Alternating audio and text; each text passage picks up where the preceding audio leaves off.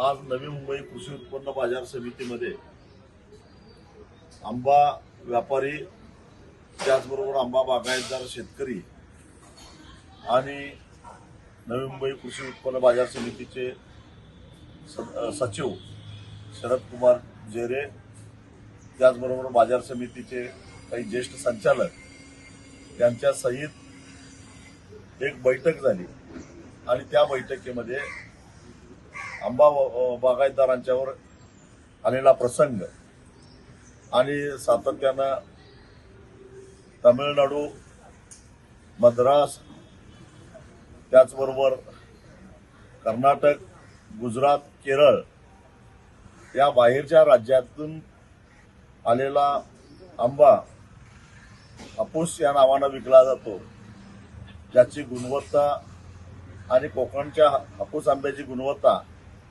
याच्यामध्ये जमीन आसमानाचं अंतर आहे. पण त्यामुळं जी हक्काची बाजारपेठ आहे, कोकणच्या विशेषतः देवगड, रत्नागिरी आणि वेंगुर्ला हापूसच्या आंब्याची जी हक्काची बाजारपेठ आहे ती कुठेतरी विचलित व्हायला लागलेली आहे. ग्राहकांच्या मध्ये गुणवत्ता कमीचा आंबा पुरवल्यामुळं नाराजी निर्माण व्हायला लागली आहे, त्याचा विपरीत खपावर परिणाम व्हायला लागला आहे. तेव्हा या बाहेरील राज्यांना, विशेषतः बाहेरून आलेला जो आंबा आहे तो कोकणचा हापूस म्हणून जो विकला जातो त्याच्यावर कडक कारवाई करण्यात यावी. व्यापारीने सुद्धा याचं भान ठेवावं, अन्यथा आम्हाला त्याच्या विरोधामध्ये आंदोलन करावं लागेल.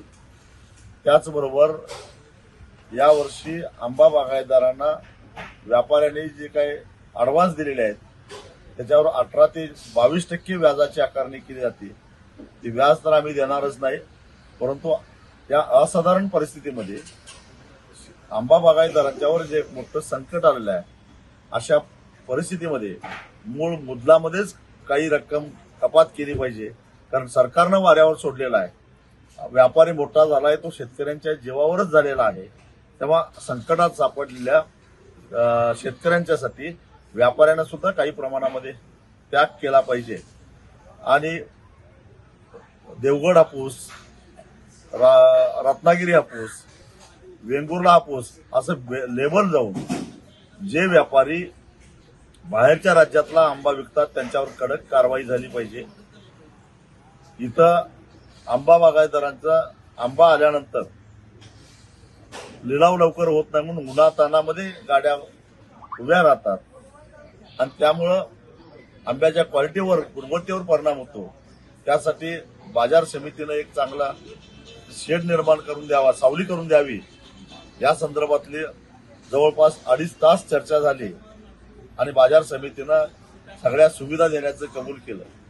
त्याचबरोबर दररोज कुठल्या जिल्ह्यातून किती आंबा आवक झाला याची माहिती बाजार समितीमधून प्रसारित केली जाईल, जेणेकरून ग्राहकांना सुद्धा कळेल की देवगडचा हापूस किती मार्केटमध्ये गेला आणि मार्केटमध्ये विक्रीला किती मोठ्या प्रमाणात विकला जातो. आणि हे जे काही फर्जी आंबे बाजारामध्ये येत आहेत त्याच्यावर कुठेतरी आळा बसेल, या संदर्भातला सुद्धा निर्णय झालेला आहे. आणि आज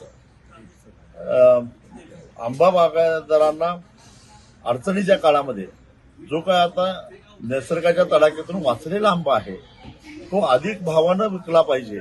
त्यासाठी व्यापाऱ्यांनी सुद्धा सहकार्य करावं असं ठणकावून सांगितलं. व्यापाऱ्यांनी सुद्धा कबूल केलं आणि हे सहकार्य जर व्यापाऱ्यांनी केलं नाही तर लॉकडाऊनच्या काळामध्ये आंब्याचं अमाप उत्पादन झालेलं होतं, बाजार समित्या बंद होत्या, पण तरी सुद्धा बागायतदारांनी आपला आंबा थेट ग्राहकांच्या पर्यंत विकलेला होता आणि त्यात चांगला पैसा मिळाला होता.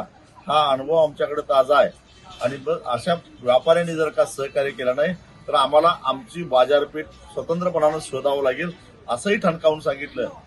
सगळ्या व्यापाऱ्यांनी एक सुरामध्ये शेतकऱ्यांच्या मागे खंबीरपणानं राहायचं कबूल केलेलं आहे. आम्ही 8 दिवस बघू, जर याच्यामध्ये काही बदल झाला, व्यापारी सहकार्य करत नाहीत म्हटलं तर वेगळ्या पद्धतीनं व्यापाऱ्यांना सुद्धा आम्ही निश्चितच पटणीवर आणू.